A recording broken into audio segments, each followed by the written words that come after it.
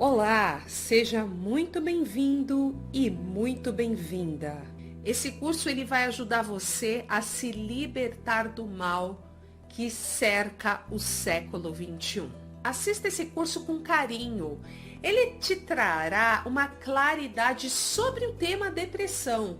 Com os conhecimentos aqui compartilhados, você saberá como cuidar de alguém que possui depressão e como se manter longe desse mal que acomete tantas pessoas.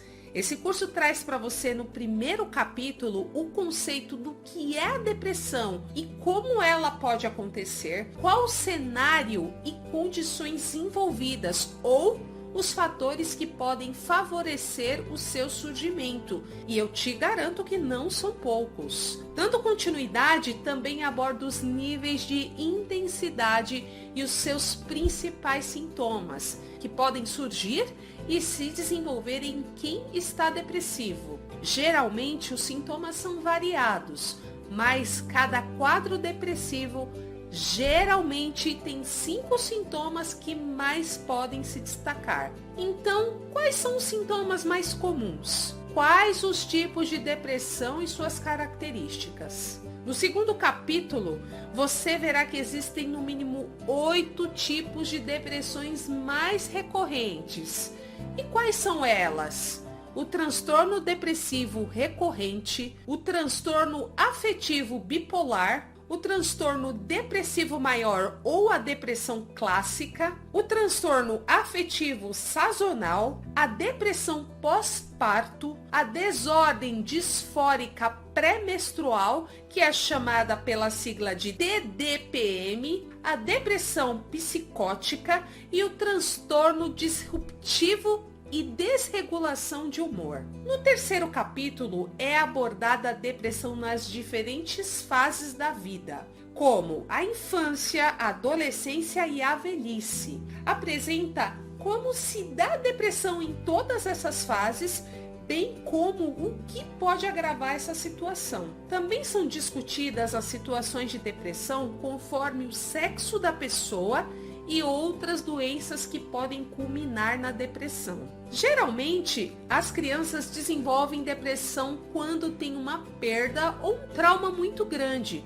como a perda ou separação dos pais, além de relações sem estrutura e carinho. A ocorrência da depressão na fase infantil é a mais difícil de ser diagnosticada e você vai conhecer o porquê mais à frente. Já na adolescência, a depressão pode surgir como uma doença maltratada ou uma recaída. E essa doença pode se dar por conta do uso exagerado de redes sociais, que diminuem a autoestima e promovem a sensação de inutilidade. Também pode surgir como resultado de exposição ao bullying, violência, seja ela sexual, doméstica ou emocional, abandono, e outros possíveis motivos. Já os idosos, por sua vez, adoecem depressivos principalmente pela dificuldade em se relacionar, com a redução do seu papel social e a tendência à solidão.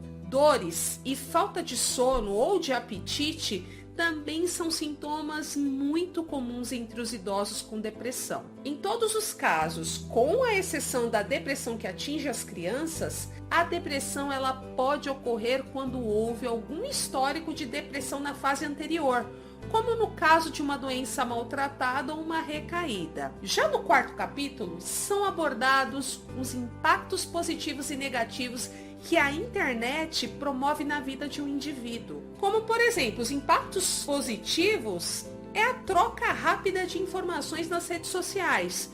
No entanto, como impactos negativos, a propagação da insegurança, a redução da autoestima, do isolamento e do baixo cultivo das relações humanas, ter um contato pessoal, aos fatores que distorcem a realidade, tornando o meio ainda mais contaminado, como as fake news, o cyberbullying e o hoax, que você vai conhecer tudo isso mais à frente. Já o capítulo 5 promove os tipos de tratamentos existentes para a depressão. Pode ser prescrito o tratamento apenas com um terapeuta, quando o caso for mais leve. Quando for mais grave, são adotados fármacos antidepressivos. Casos muito graves empregam ainda outros fármacos em conjunto com o antidepressivo. Recentemente lançaram no mercado um novo tipo de fármaco chamado esquetamina. Entre os principais benefícios estão o ganho de tempo com o efeito rápido que o fármaco proporciona. No entanto, seu custo é muito alto. No capítulo 6 você terá acesso a um teste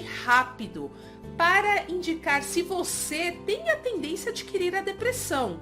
No entanto, ressaltamos que esse teste é apenas um indicativo e que não substitui a avaliação realizada por um especialista. Já no capítulo 7, são apresentados todos os fatores de risco que podem culminar numa depressão.